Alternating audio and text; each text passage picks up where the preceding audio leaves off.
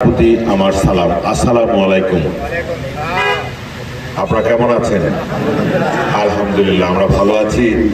বিশেষ করে আমরা যারা রাজনীতিতে, বিএনপির রাজনীতিতে আছি, আমরা আরো বেশি ভালোবাসি আজকে একটি কারণে। আমি আল্লাহ পাকের দরবারে লাখো কোটি শুকরিয়া আদায় করছি যে আমাদের এই 5ই আগস্টে শেখ হাসিনার পলায়নের পর থেকে বাংলাদেশের মানুষের প্রতিদিন একটা না একটা সুখবর ঘটে। ব্যক্তিগতভাবে, সামাজিকভাবে, রাজনৈতিকভাবে আমরা প্রতিদিন ভালো থাকি, আলহামদুলিল্লাহ। বলেন আলহামদুলিল্লাহ। আমরা অনেক ভালো আছি, আলহামদুলিল্লাহ। এই তাফসির মাহফিলের জন্য কোনো থানা পুলিশের কাছে যেতে হয়নি, কোনো আওয়ামী লীগের নেতার কাছে ধর্ণা দিতে হয়নি। যে দেশের 90% মানুষ মুসলমান, সেই দেশের মানুষকে কোরআন থেকে তাফসির করার জন্য সরকারের পারমিশন লাগবে। এই ধরনের অত্যাচার থেকে আমরা মুক্তি পেয়েছি। তা আমি আজকে যে জন্য খুশি, আলহামদুলিল্লাহ, এই কারণে যে আপনারা জানেন যে শেখ হাসিনার উপরে গ্রেনেড হামলা হয়েছিল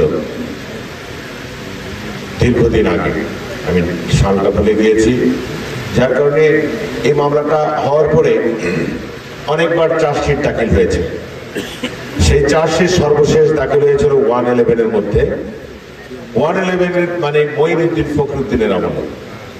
তখনও সেই চার্জশিটের ভিতর আমাদের মহান নেতা, বিএনপির ভারপ্রাপ্ত চেয়ারম্যান দেশ নায়ক তারেক রহমান, তার নাম ওখানে দেওয়া হয় নাই।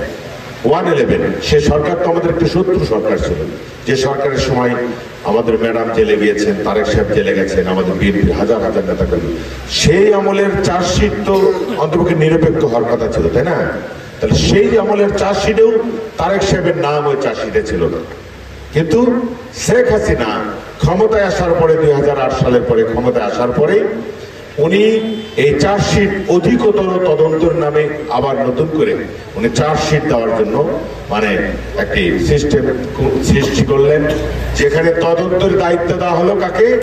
ওই মানে গোপালগঞ্জ না কোন এলাকার একজন সাবেক পুলিশ কর্মকর্তা আব্দুল কাহার আকন্দ, যিনি আওয়ামী লীগের মনোনয়ন প্রত্যাশী ছিলেন, তাকে সেখান থেকে নিয়ে এসে পুলিশের দায়িত্ব দিয়ে তাকে চার্জশিটের দায়িত্ব দেওয়া হলো। চার্জশিট তৈরি করুন নতুন করে।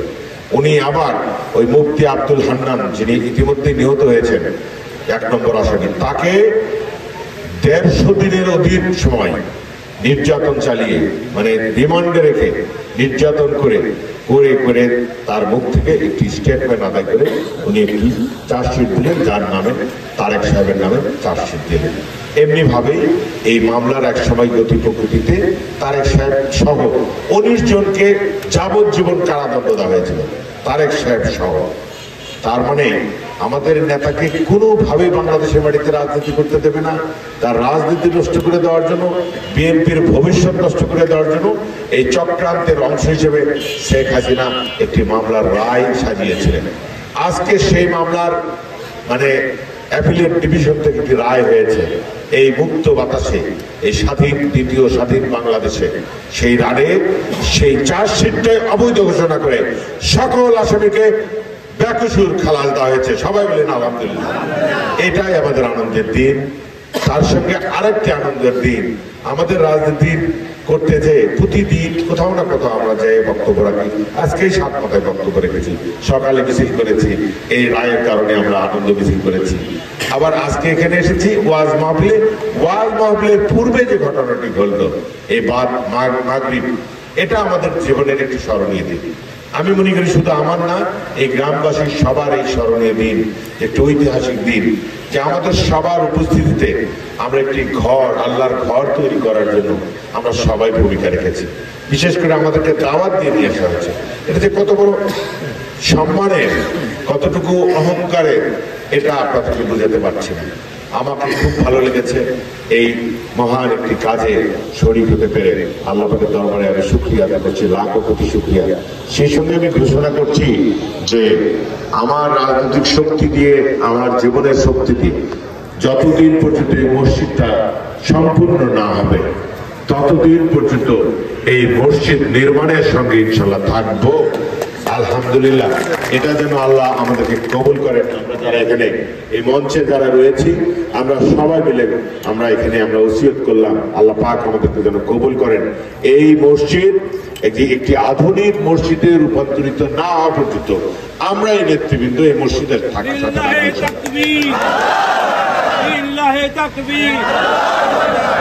সবাই দোয়া করবেন আমাদের জন্য। আমরা সবাই মজলুম শুনেছেন, আমরা একাধিকবার জেল খেটেছি, আমাদের সবারই হাফ সেঞ্চুরির উপরে মামলা, 50-এর উপর আমাদের রাজনৈতিক মামলা, এরকম সাইফুলেরও মামলা, আপনাদেরও অনেক হয়রানির সম্মুখীন হয়েছিলেন। আল্লাহ পাক আমাদেরকে ভালো রেখেছে। এখন আমাদের যে কাজ সেটা হলো এই পতিত শেখ হাসিনা সরকার ভারতে যে বসে নেই, সেখানে বসে থেকে উনি প্রতিনিয়ত ষড়যন্ত্র চালাচ্ছে।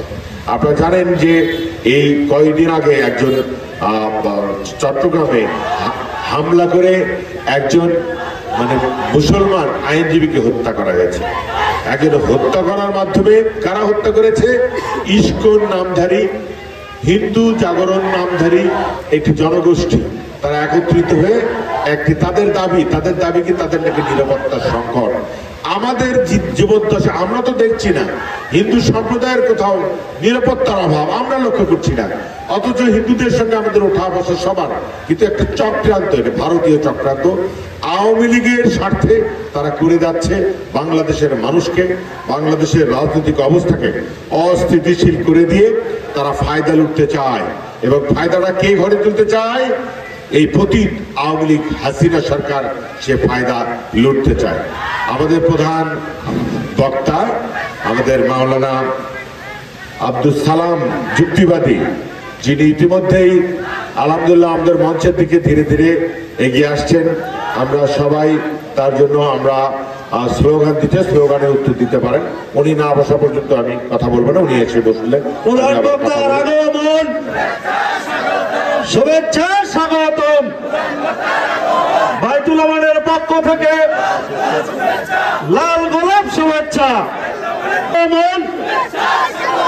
পলাশবাড়ির পক্ষ থেকে সম্মানিত উপস্থিতি।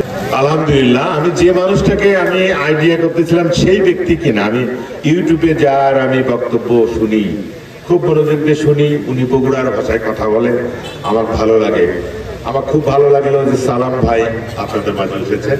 আমাদের বগুড়ার মানুষ উনি আমাদের বগুড়ার মানুষ, বগুড়ার একজন উজ্জ্বল নক্ষত্র, যিনি সারা বাংলাদেশে উনি কথা বলে বেড়ান। এখন পর্যন্ত আপনারা বাইরে যারা ঘুরে ফিরে বেড়াচ্ছেন, অনেক অঙ্ক অন্তত এক নজর দেখার জন্য আপনাদের মাহফিলের ভিতরে, স্প্যান্ডেলের ভিতরে আসার, উনি কিন্তু ছোট মানুষ নয়, উনি কিন্তু জাতীয় পর্যায়ের একজন বক্তা, উনি কিন্তু জাতীয় পর্যায়ে কথা বলে বেড়ান। অতএব আপনারা এখনো যারা মঞ্চে আসেন না, মাহফিলে প্রবেশ করেন নাই, আপনারা আমি মনে করি তারা এখনো হতভাগা, আপনাদের প্রতি আল্লাহ এখনো রহমত বর্ষণ করেন নাই। অতএব আপনারা দয়া করে মাহফিলের ভিতরে চলে আসুন। যাই হোক, আমি যে কথা বলছিলাম, আমি সংক্ষিপ্তভাবে দুটি কথা বলে শেষ করব।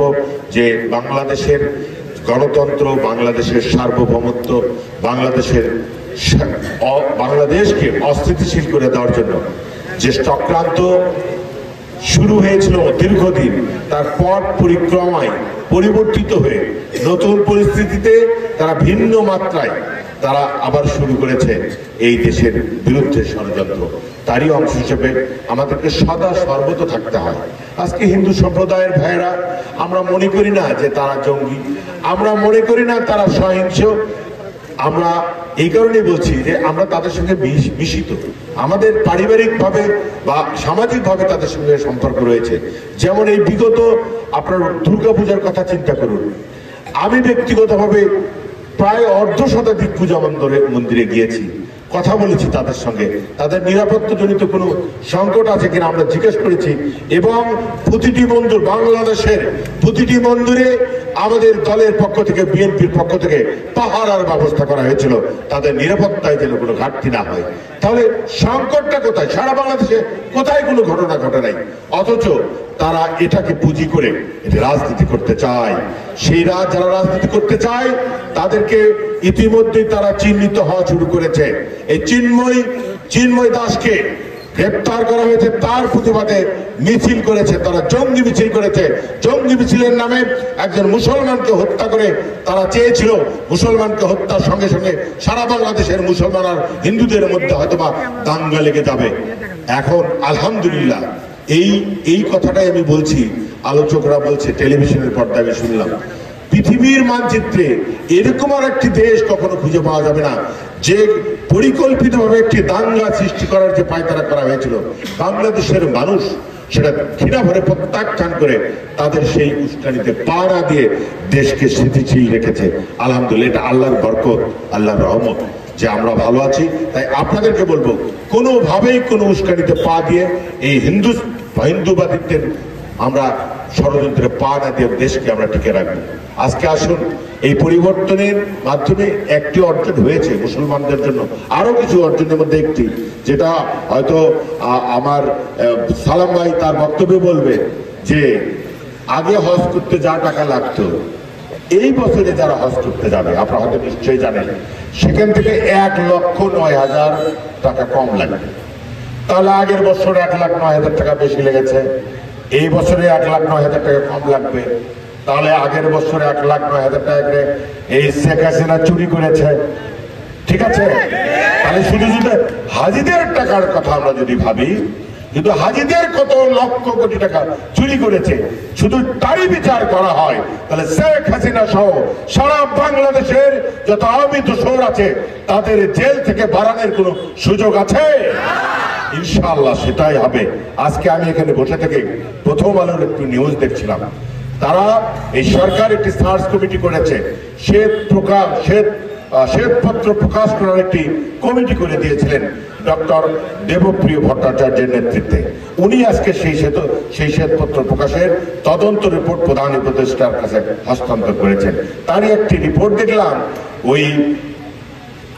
ওই ইয়েতে আপনার শ্বেতপত্রে ওনারা দাবি করেছেন এবং তারা মানে ঘোষণা করেছেন যে প্রতি বছরে শেখ হাসিনা সরকার $16 বিলিয়ন লুটপাট করেছেন।